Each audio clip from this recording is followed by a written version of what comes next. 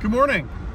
I decided to do a shakedown run of camping with a Lightning, using the electric only of the truck to run my camp kitchen, charge everything. I have a heated blanket. And I'm just going to a local campground. Just doing a one night. I just want to see what kind of draw I can expect. Just utilizing the truck as home base for powering everything, right? So I'm going to a spot where, like I said, it's a local campground, but it doesn't have any power, water, or anything like that. So I'll be, I'm bringing all that with me, and the truck is my power. So as you can see, I'm at 91%, just left home. So I'm gonna get there, set up, and I'll film a bunch while I'm setting up and everything. And I'm gonna do a couple test runs when I'm gonna turn the plug in the blanket, the electric blanket, turn it on, and then I'll come back and show you what the draw looks like on the Pro Power on board.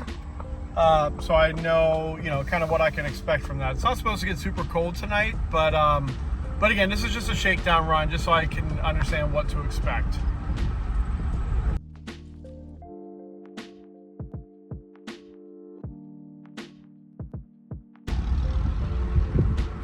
One thing I wanted to point out is I always run and drive my truck in sport mode.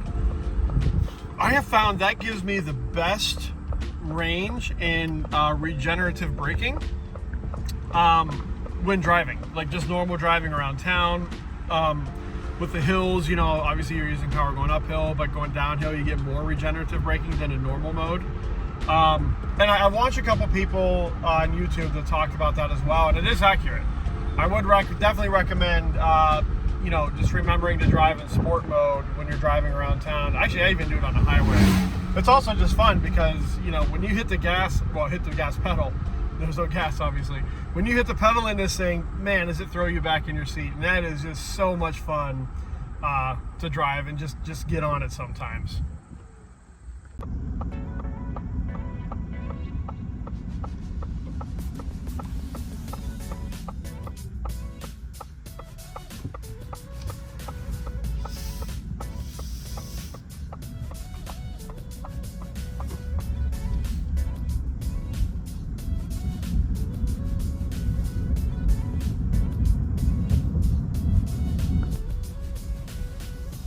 So I mentioned before that this is a shakedown run today, and it just so happens to be the same day as a mountain bike festival here at Shakedown Valley State Park. It's called the Shakedown Valley Shindig. A lot of fun, great mountain biking trails out here. So I got the mountain bike in the back. You can see the handlebar sticking up there. I'll take some videos of the actual festival, but it's a great event. Food trucks, lots of, just stuff, mountain bike stuff to do, and group rides, and it's a lot of fun.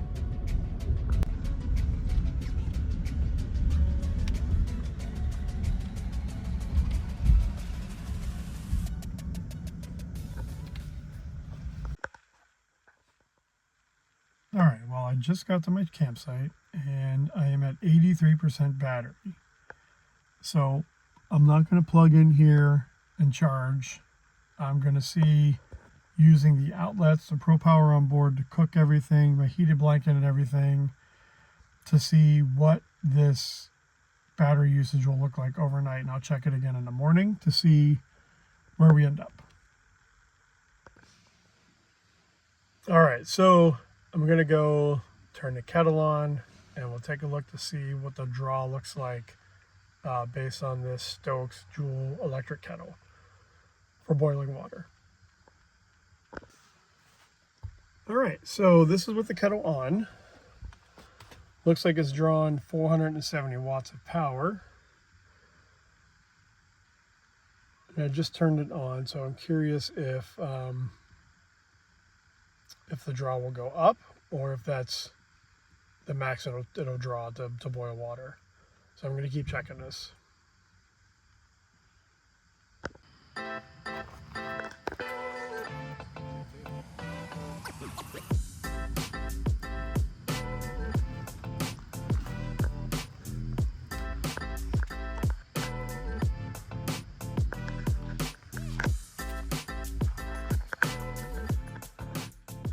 All right, so it's the next morning.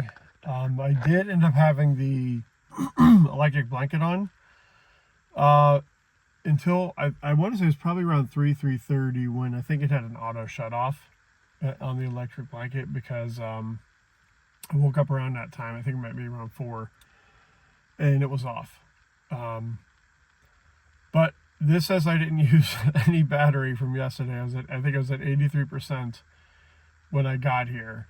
And I put the electric blanket on high all night. I had it on high. So I don't know, I don't know.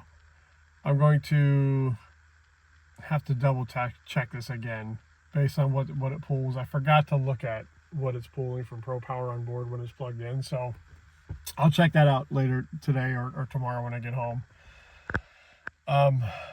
Just to see what the draw is. Maybe it's just a small draw, even though it's a heated blanket. So I don't know. We'll see. But I mean, overall, it was nice having outlets. And I ran an extension cord and a power strip into the tent, into the truck bed tent, and that was nice having be able to plug everything in and charge everything while hanging out and going to sleep. So yeah, so good success. I'll post some more thoughts on this when I get home. Okay, so for some reason, none of the filming I did in my tent, in my truck bed tent, with the heated blanket hooked up, saved for some reason.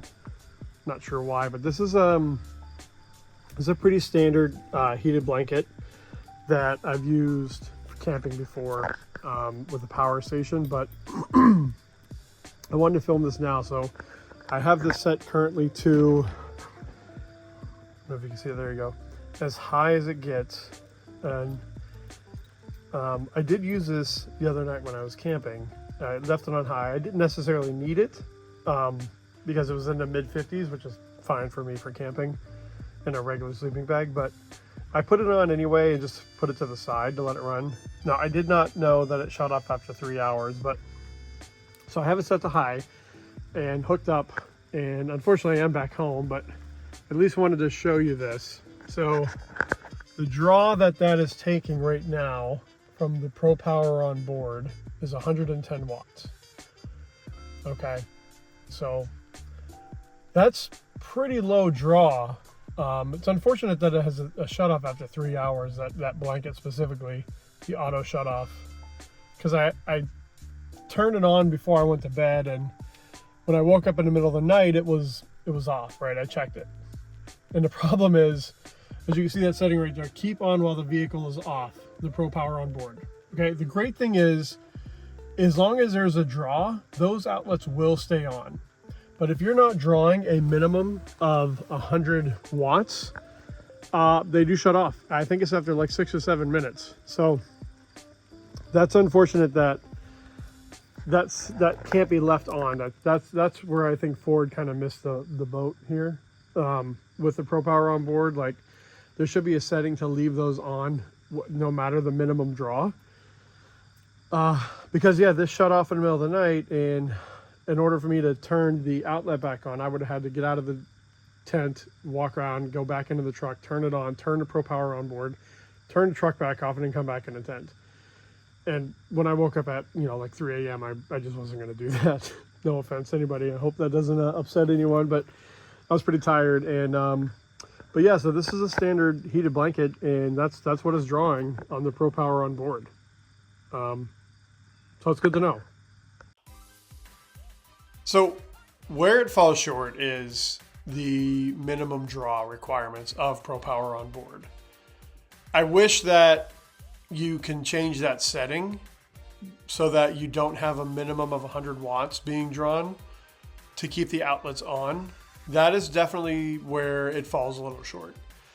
Other than that, though, it was fantastic. It was really, really nice to have power in the bed to charge everything, run everything, especially while I was awake. It was great. The fan I have is a battery fan, but I kept it plugged in, so it was charged. So even when the power went out, when the outlets cut off, it was still running for a while after that. So it's really a great feature to have. As you saw the draw from the kettle, you know, it boiled pretty quick. I want to say it was boiling in like 3 or 4 minutes. I only did half of the kettle full of water, as you saw, because that's all I needed for what I was cooking at that time. I did forget my coffee maker. Typically I make coffee with an AeroPress, which is a great way to make coffee when camping. But because I have power, I thought, well, I was going to bring my Nespresso, which is a little bougie, but I mean, it's, you know, I enjoy good coffee. So that'd have been nice to have. But again, there was a lot trying to get ready for this and a lot of outside circumstances that made it kind of a last second rush to get everything. So I forgot that. But the power draw from the blanket was great, right? It was pretty low, and it kept it pretty warm in that tent. And I didn't need it, like I said, because it was somewhat of a warm night, which to me it was perfect camping weather. It was like 52 degrees throughout the night, which I love for camping, right? It's super comfortable, but yeah, it's really great. It's really great. So I have another trip coming up in a few weeks where I'm actually going way off grid down into Pennsylvania, Bald Eagle State Forest area. And that's going to be a 3-day trip, just using the power on the truck. Nothing more. I'm going to charge before I get into the forest. It's all forest roads. There's some state park places there, and I'm going to be doing a lot of biking. But I'm also going to hit a lot of the Jeep trails there with this truck. And I'm hoping to at least have my tires on by then. Again, I'm not doing anything like level 3, level 4 trails yet, and no rock climbing. So yeah, I'm hoping to have the tires on so that I'll just have a little more confidence. I mean, I'll have my traction boards for sure, but that'll be a really good, good run for going into the forest with a full charge, using the truck for everything power over those few days, and then what that looks like coming out, right? So I'm excited for that trip. So stay tuned for that one. And please, if you do like this content, you like the videos, please comment. I love the interactions. I love answering questions and trying to help people who have questions. Also, I'm a New York Jets fan, so prayers, please. It's a tough life to be a Jets fan, but I am what I am at that point. There's nothing I can do about that, unfortunately. The team chose me. I did not choose the team when I was a kid. So anyway, thanks for showing up. Thanks for watching, and we'll see you next time. Take care.